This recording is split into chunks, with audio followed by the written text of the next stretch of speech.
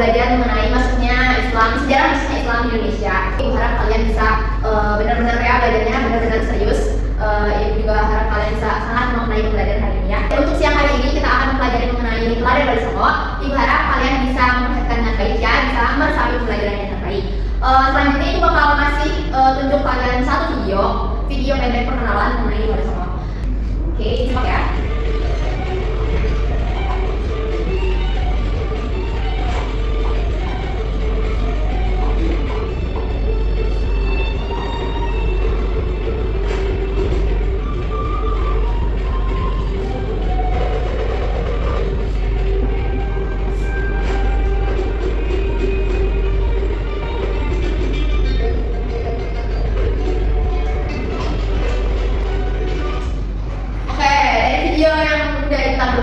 Ada yang notice gak? Ini tuh Wali Songo tuh adanya di Indonesia dan di daerah mana aja nih? Ya, silakan kamu. Ya, betul sekali. Jadi Wali Songo ini di Indonesia cuma ada di daerah Jawa, nggak ada Wali Songo di daerah Papua, itu nggak ada ya. Oke, yang selanjutnya langsung kita ke pembahasan ya. Yang bakal pilih ya. Kita jelaskan sama-sama. Oke, di sini ada kenal dari peran ulama penyebar Islam di Indonesia yaitu Wali Songo. Siapa yang tahu Wali Songo ini ada berapa yang paling famous di Indonesia? Ya, nama silakan? Ya, betul sekali. Ada 9. Bagus sekali ya jawabannya. Oke, yang pertama. Jadi di sini tuh Wali Songo ini adalah para ulama, para penyebar agama Islam di Indonesia dengan cara yang berbeda-beda ya. Ada cara yang memang benar-benar beda-beda sesuai daerah juga beda-beda. Nah, yang pertama di sini ada Sunan Gresik. Sunan Gresik atau yang dikenal dengan Maulana Malik Ibrahim. Beliau berdakwah sekitar tahun 1404 Masehi di Gresik, Jawa Timur. Lalu beliau dikenal sebagai wali pertama yang menyebarkan agama Islam di Jawa. Dakwahnya dilakukan lewat perdagangan, pengobatan, pendidikan. Hidupnya ini beliau ini sangat sederhana dan dekat dengan rakyat. Jadi beliau ini mungkin kalau sekarang bisa dikatakan sangat friendly ya, sangat friendly dan merakyat gitu. Oke, kita lihat siapa yang next. Lalu yang kedua ada Sunan Ampel atau Raden Rahmat. Beliau berdakwah dari tahun 1440 di Surabaya dan beliau mendirikan pesantren Ampel Delta namanya, dan mengajarkan nilai-nilai akhlak mulia. Jadi beliau ini menyebarkan Islam itu dengan mendirikan lembaga pendidikan yaitu berupa pesantren gitu. Selanjutnya ada Sunan Bonang atau Raden Mahmud Ibrahim. Beliau berdakwah di Indonesia sekitar tahun 1495 sampai 1525 Masehi di Tuban dan di Lasem. Beliau ini menyebarkan Islam lewat tembang, gamelan, dan ajaran filsafat. Jadi beliau ini mengajarkan Islamnya lebih ke arah sesuatu yang kreatif, sesuatu yang berkaitan dengan alat-alat musik tradisional seperti kesenian, sesuatu yang sangat kreatif lah gitu ya.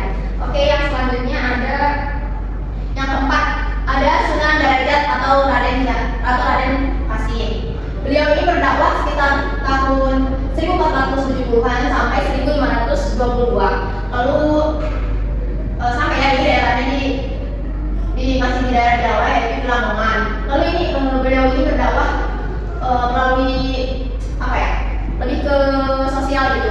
Beliau ini sangat peduli pada kaum miskin, mengajarkan Islam lewat kegiatan sosial, hidupnya penuh dengan semangat tolong menolong. Jadi beliau ini lebih ke social person, karena beliau ini lebih ke yang tolong menolong sesama, lebih care kepada orang-orang yang kurang mampu. Jadi beliau ini mengajarkan Islamnya lewat sosialisme. Lalu yang kelima ada Sunan Kalijaga, yaitu Raden Said ya, bisa dinamakan mungkin Raden Said dan dimana dengan Sunan Kalijaga.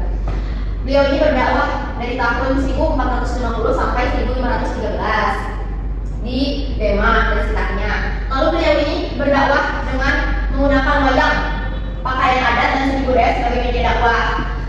Nah, ini sama seperti yang sebelumnya.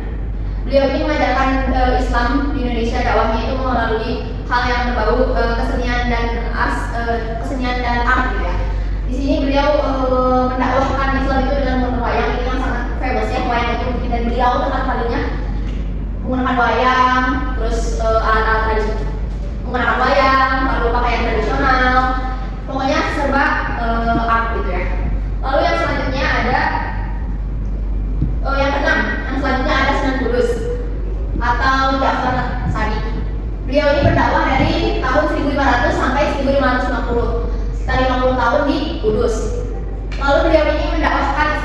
dengan cara mengedepankan toleransi. Kan waktu itu di Indonesia kan masih semua orang Indonesia pada zaman dulu itu beragama Islam kan. Nah, lalu beliau ini berdakwah dengan mengedepankan toleransi. Jadi kayak misalnya orang-orang di sekitarnya itu ada yang beragama Hindu atau kayak melarangkan persembelihan sapi, jadi kayak mereka tuh saling respect, saling toleransinya tuh kayak top gitu. Lalu yang selanjutnya adalah Sunan Giri atau Raden Paku. Beliau ini aktif berdakwah dari tahun 1442 sampai 1506 Masehi di Gresik. Lalu beliau ini menyebarkan dakwah di Indonesia yaitu dengan mendirikan pesantren. Jadi beliau ini menyebarkan Islam di Indonesia ini dengan melalui pendidikan, dengan salah satu caranya adalah mendirikan pesantren di Gresik seperti itu ya. Oke. Untuk selanjutnya ada yang ke-8 ada Sunan Murai. Sunan Murai atau Raden Umar Said. Beliau ini berdakwah sekitar tahun 1500 sampai 1500 Masehi di Pegunungan Murai. Beliau ini lebih fokus kepada rakyat-rakyat kecil seperti petani, nelayan. Jadi beliau ini lebih menyebarkan Islam itu lebih ke para warga-warga kecil dan warga-warga yang di bawah gitu ya, seperti kayak petani, nelayan, bukan dari kalangan atas gitu. Lalu yang terakhir ada Sunan Gunung Jati atau Syarif Hidayatullah. Beliau ini berdakwah sekitar tahun 470 sampai sekitar tahun 1568 Masehi di Cirebon dan Banten. Beliau ini menyebarkan dakwah Islam lewat pemerintahan, dakwah politik. Jadi beliau ini menyebarkan Islam itu lewat kalau yang tadi Sunan Murai ini lebih ke orang yang sederhana, lebih kayak ke petani, nelayan. Kalau misalnya Sunan Gunung Jati ini, beliau ini lebih menyebarkan dakwah ke orang yang berpolitik, ke orang-orang pemerintahan ya. Aku pengen murid-murid ibu semuanya juga bisa memaknai makna yang dibawakan oleh Wali Songo ini ya. Jadi kayak teladan itu apa sih gitu.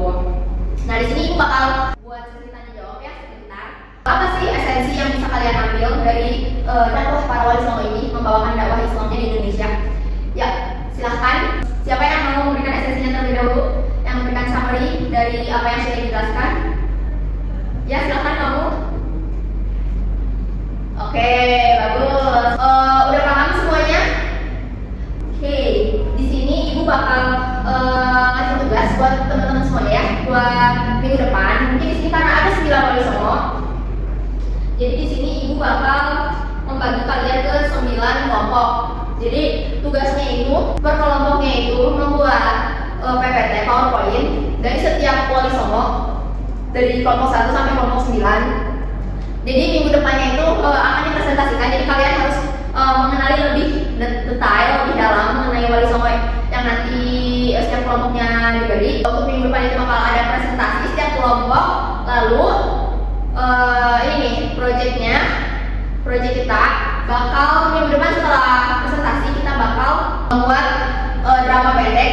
Jadi kan setiap kelompok tadi udah dikasih tugas untuk membuat PowerPoint terkait setiap Wali Songo. Nah, dengan kelompok yang sama, dengan topik yang sama, setiap Wali Songonya itu kalian bakal ditugasin membuat drama pendek gitu. Jadi nanti drama pendeknya bakal ditunjukin di kelas aja. Jadi cuma teman-teman kelasnya aja yang lihat. Oke, mungkin ada yang ingin ditanyakan mengenai proyek kita di 2 minggu ke depan? Cukup semuanya? Oke, kalau udah cukup mungkin dicukupkan sekiannya dari ibu. Terima kasih kepada teman-teman semuanya, semoga bermanfaat.